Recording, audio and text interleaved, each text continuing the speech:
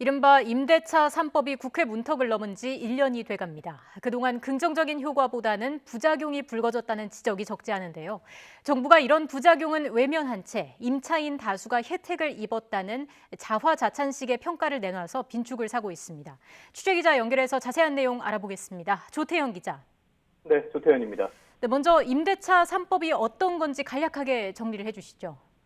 네, 임차인 그러니까 집을 빌리는 사람의 권리를 높이기 위한 법안입니다. 첫 번째는 계약갱신 청구권자인데요. 임대차 기간을 기존 2년에서 2년 더하기 2년, 그러니까 4년으로 늘리는 내용입니다. 두 번째는 전월세 상한제인데요. 임대차를 다시 계약할 때 임대료 오름폭을 연 5%로 제한하는 내용입니다. 이 두 가지는 지난해 7월 30일 국회 본회의를 통과한 다음 날인 31일부터 시행됐습니다. 마지막은 임대차 계약을 맺은 뒤에 신고를 의무화한 전월세 신고제인데요. 이는 준비 기간이 필요해서 지난달 1일부터 시행됐고요. 여기서 하나 짚고 넘어갈 점은 분명한 선의로 시작된 정책이라는 점입니다. 네, 정부가 긍정적인 평가를 했는데요. 어떤 내용이었습니까? 네, 어제 부동산 시장 점검 관계장관 회의에서 홍남기 부총리 겸 기획재정부 장관이 관련한 발언을 했습니다. 임차인 다수가 제도 시행의 혜택을 누렸다는 말로 시작하는데요. 그 첫 번째 근거로는 임대차 갱신률을 들었습니다. 어디인지는 비공개지만 정부가 서울 100대 아파트를 조사한 결과인데요. 법 시행 전에는 1년 평균 임대차 갱신율이 60%에 미치지 못했습니다. 그런데 법 시행 뒤에는 77.7%, 그러니까 10집 가운데 8집까지로 대폭 확대됐습니다. 임차인의 평균 거주 기간이 늘고 계약갱신 요구권 활용도 증가했다는 게 정부의 판단입니다. 홍 부총리의 발언 직접 들어보시죠.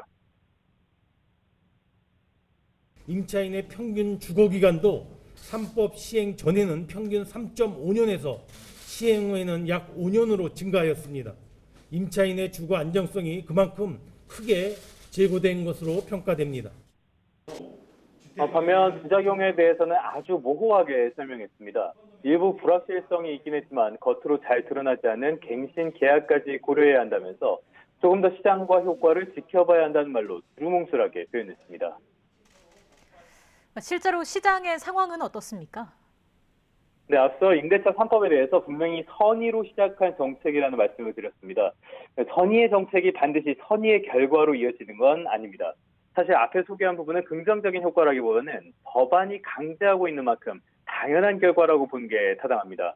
그럼 부작용을 한번 살펴봐야겠죠. 시장에서 전세 물량이 눈에 띄게 줄었습니다.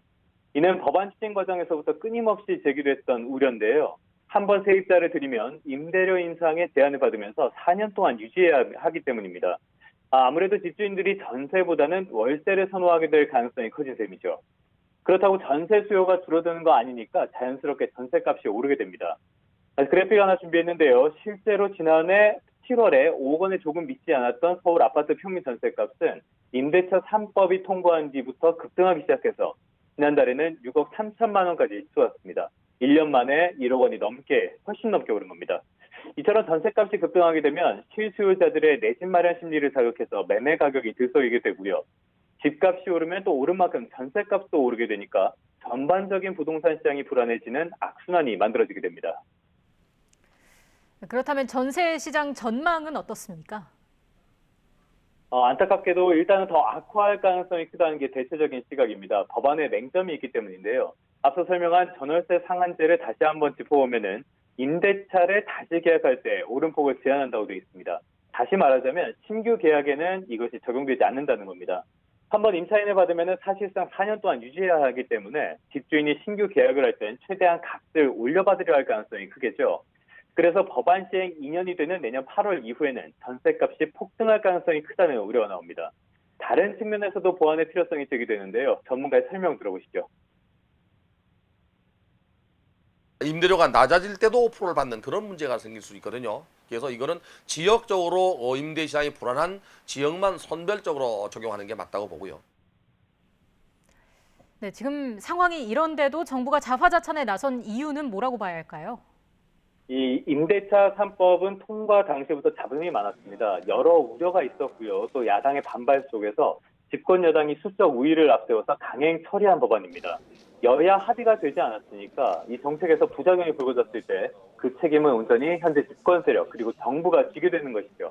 당연히 정부로서는 정책의 긍정적인 측면을 부각할 수밖에 없습니다. 하지만 이번에는 그 정도가 조금 과했다는 평가가 나오는데요. 사실 홍 부총리는 지금까지 고용 같은 각종 경제 상황을 설명하면서 현실과 동떨어진 발언을 해서 여러 차례 논란을 일으킨 적이 있습니다. 정부가 시장 상황을 객관적으로 보지 않는다면 정책이 제대로 나올 리가 없겠죠.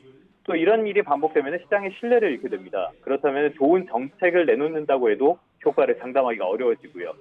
지금은 이런 식의 자화자찬을 내놓기보단 분명해진 정책적인 부작용과 또 다가올 불확실성에 대비하기 위한 보완책을 고민하는 게 우선이라는 지적이 나오는 이유입니다. 지금까지 경제부에서 YTN 주편입니다.